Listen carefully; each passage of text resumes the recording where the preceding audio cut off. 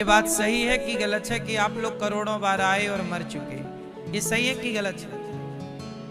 हाँ कि ना? अच्छा ये बताओ, जब करोड़ों बार आप आए तो आपके करोड़ों पिता हो गए कि नहीं? क्योंकि हर जन्म में कोई पिता और हर जन्म में कोई माँ। बोलो हाँ। इसका मतलब ये हुआ कि आपके करोड़ों जन्म हो गए तो करोड़ों बार आपके पिता बदल गए, करोड़ों बार माँ बदल गई, करोड़ों बार पति बदल गए, करोड़ों बार पत्नी बदल गई, करोड़ों बार स्थान बदल गए। हाँ या ना? जन्म स्थान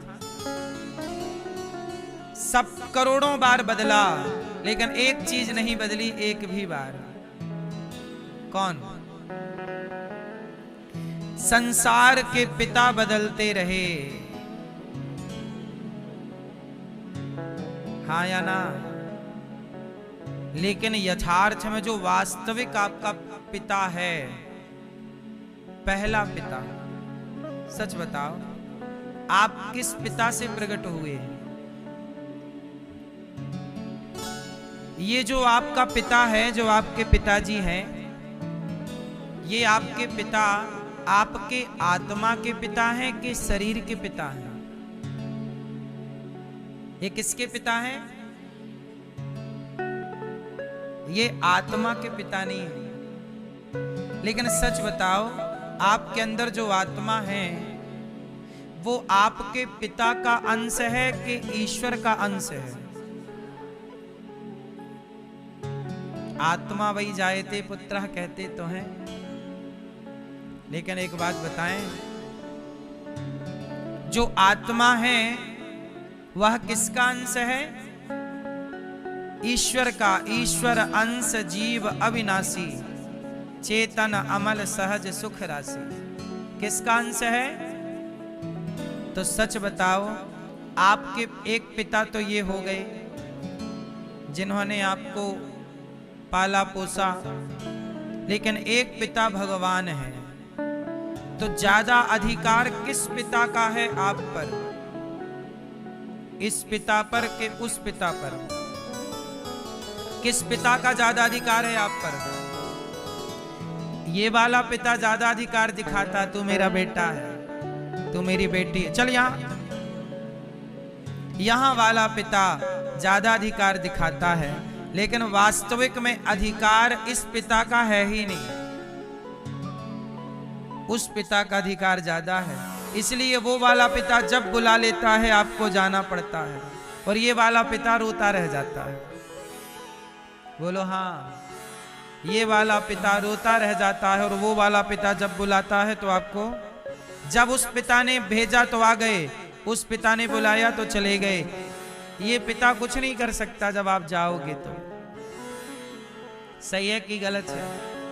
इसलिए इस पिता से उस पिता का अधिकार ज्यादा है। क्यों? क्योंकि इस पिता ने, ये पिता निमित्त बना, पर वास्तविक में आपके शरीर का, जीवन का निर्माण किसने किया है? इस पिता ने कि उस पिता ने? हाँ?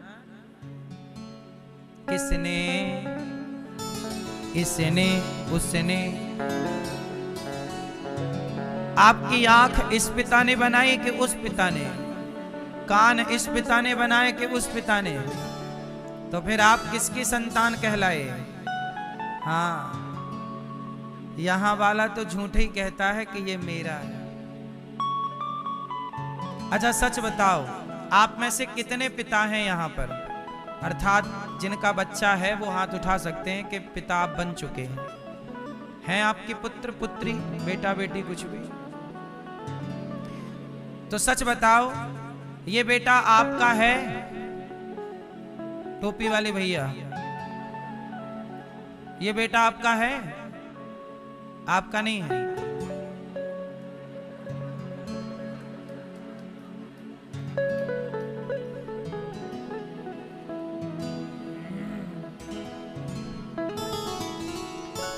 सच्चाई यही है, लोग यही कहते हैं ये मेरा बेटा है, ये मेरी बेटी है, पर आप कहते हो, ये बात व्यवहार में कही जाती है कि ये मेरा बेटा, कहना भी पड़ेगा। आधार कार्ड में यही लिखा है, नहीं लिखा पिता का नाम, तो आधार कार्ड के हिसाब से तो ये अपना बेटा है, पर यथार्थ में ये अपना बेटा, ये संपत्ति परमात्मा की है। इसलिए आधार कार्ड में तो कहो कि भाई साहब ये बेटा है, पर वास्तविक में ये जानो कि ये मेरा नहीं, मेरा मुझ में कुछ नहीं, जो कुछ है तेरा, तेरा तुझको अर्पण, क्या लागे मेरा प्रभु। नाथ सकल संपदा तुम्हारी। मैं चाहूंगा कि ये लाइन आप भी बोलें। नाथ सकल संपदा तुम्हारी, नाथ संपदा तुम्हारी, मैं सेवक समेत सुत नारी। नाथ सकल संपदा तुम्हारी, कहो मैं सेवक समेत सुत नारी। इसका मतलब है कि हे प्रभु, सब कुछ आपका है, सारी संपत्ति आपकी, नाथ सकल संपदा तुम्हारी, मैं सेवक। ये जो मैं सेवक हूं आपका, मैं सेवक समेत, सुत जो बेटा है, जो पत्नी है, जो दौलत है, और ये जो अनिरुद्धाचार्य है, ये सब प्रभु आपका है। मैं अपने आप को भी आपके हवाले करता हूं। मैं भी ईश्वर की प्रॉपर्टी हूं, मैं भी ईश्वर की अमानत हूं। जब मैं ही ईश्वर का हूं तो मैं क्या कहूं कि ये मेरा है, ये मेरा है ना। मेरी मां ध्रुव जी को बात समझा दी माने कि तेरे पिता असली ये नहीं है, तेरे असली पिता। अब ध्रुव जी की समझ में आ गई कि असली पिता वही, अब मुझे उनकी गोद में बैठना। अब बताओ कहां है, अब बताओ कहां है मैया, भगवान कहां है। गुलाबी मैया, भगवान कहां है।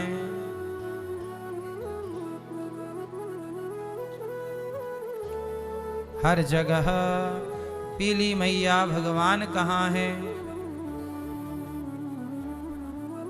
हर जगह कण कण में कहां है भगवान, कण कण में है। आपने देखे हैं मैया भगवान, आपने ये वाली मैया नहीं, लाल मैया आपने भगवान देखे। हरी मैया चश्मा वाली आपने भगवान देखे।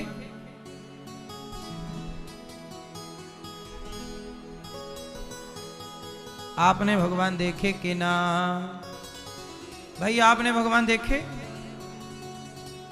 हाँ या ना। मां ने कहा बेटा भगवान कहां नहीं है, कण कण में है। तो ध्रुव जी ने कहा मां भगवान मिलेंगे कैसे। अच्छा ये बताओ भगवान मिलते कैसे हैं, कैसे कैसे मिलते हैं भगवान।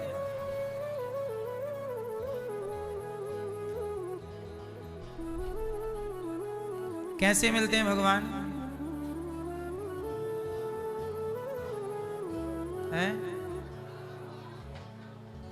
हाँ, भाव से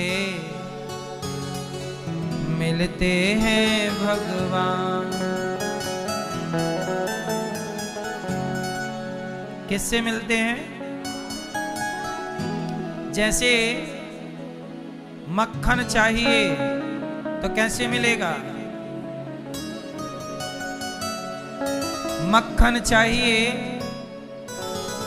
मक्खन चाहिए तो दही का मंथन कीजिए,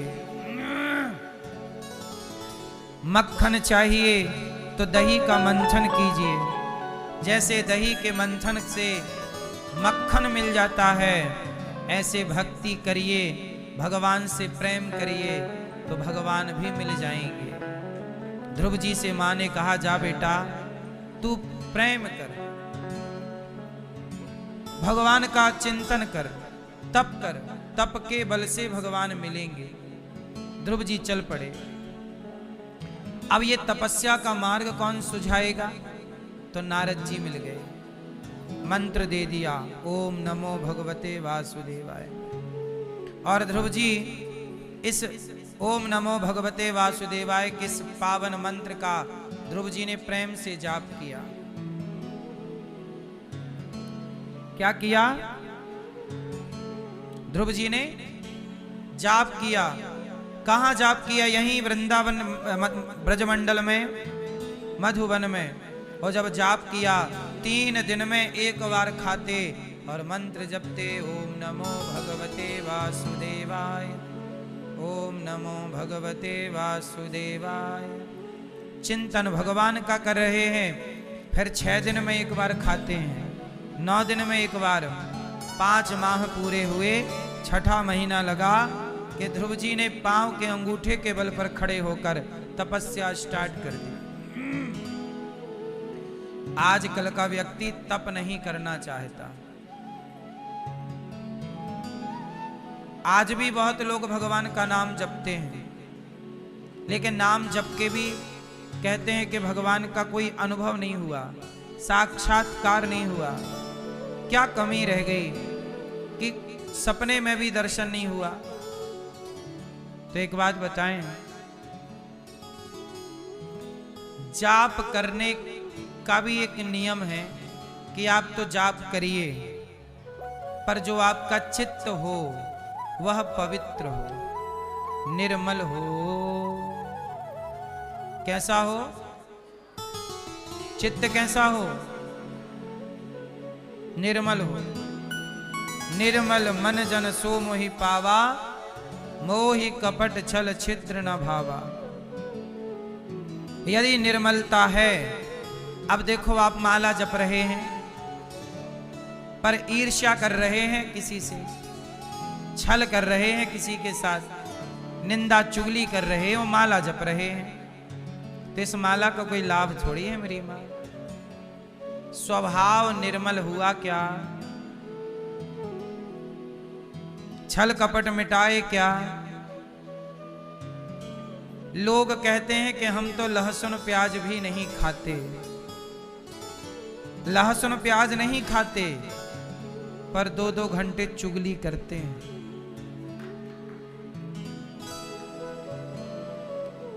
हम ये नहीं कहते कि लहसुन प्याज खाओ, तामसी है इसलिए लोग नहीं खाते, लेकिन हम एक बात कहते हैं कि बड़े बड़े पाप करें, बोलो बड़े बड़े, और छोटे करत लजाएं। छोटे पाप करने में शर्म आती नहीं जी, हम तो चाय नहीं पीते और चाय नहीं पीते, परंतु पड़ोसन को ताकते रहते हैं।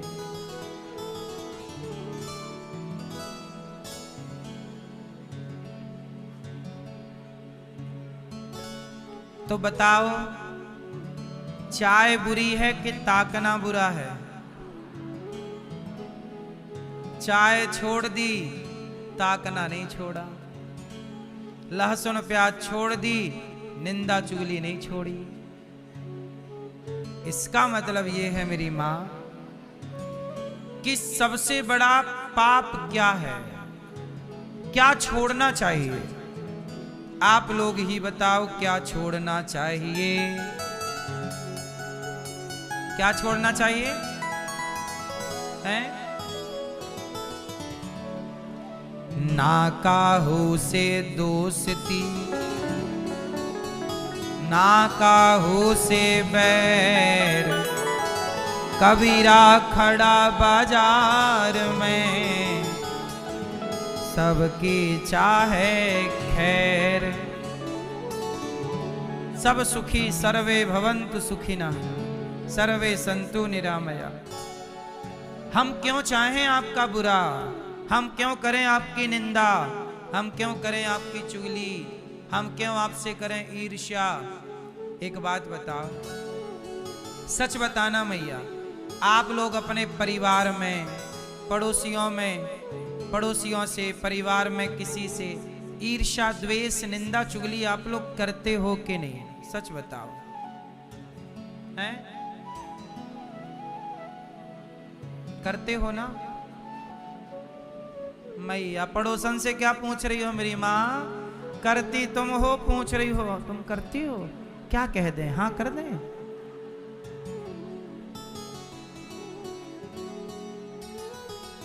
नहीं नहीं करती हो? अच्छा एक बात बताओ, तुम किसी की निंदा करती हो या करते हो तो मुझे एक बात बताओ मैया, मेरा पड़ोसी जो कमा रहा है, खा रहा है, वो अपने भाग्य का ही तो कमा और खा रहा है। आप लोग अपने भाग्य का कमा खा रहे हैं। एक ही मोहल्ले में कोई बहुत अमीर रहता है तो कोई बहुत गरीब रहता है, सब अपने अपने भाग्य का। तो जब वो अपने भाग्य का कमा खा रहा है, तुम अपने भाग्य का कमा खा रहे हो। किसी के भाग्य में सुख है तो किसी के भाग्य में दुख है, तो सब अपने अपने भाग्य का कमा खा रहे। तुम क्यों किसी से जल रहे हो, द्वेष कर रहे हो? अरे उसने तो बड़ी तरक्की कर ली, साहब तुम भी कर लो ना। कौन तुम लंगड़े हो? तुम्हारे भी तो पांव हैं। तुम जल क्यों रहे हो उसकी तरक्की से? हमारे देश के लोग दूसरों की तरक्की से जलते बहुत हैं।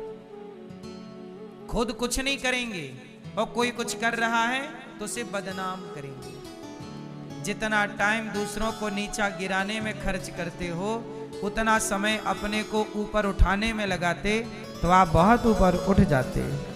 लेकिन पूरी एनर्जी लोगों को गिराने में लग रही है कि उसे गिराया कैसे जाए। एक गांव में एक आदमी लालटेन लेके आया। ये उस जमाने की बात है जब पहला पहला लालटेन लॉन्च हुआ था। नया नया लालटेन, लालटेन जानते हो?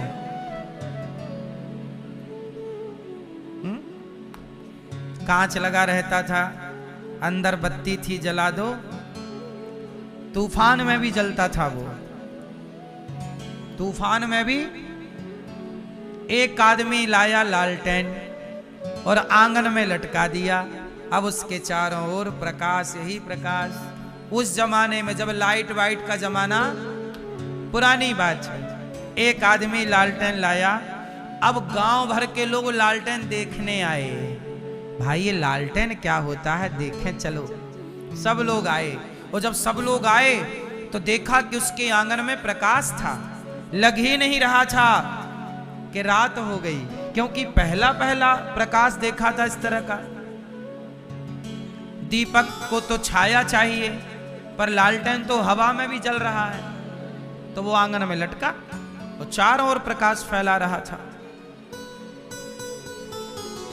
तो अब गांव वाले भैया बैठ गए चारों ओर और सोचे कि देखो, अपने घर तो लालटेन है नहीं, अपने घर में तो प्रकाश है नहीं, उसका लालटेन है। ऐसा करो, उसके लालटेन का कांच फोड़ दो।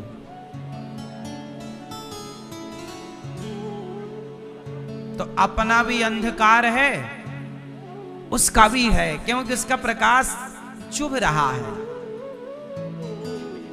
आजकल लोग अपने अंधकार से परेशान नहीं है, दूसरों के प्रकाश से परेशान है। तुम प्रकाशित क्यों हो?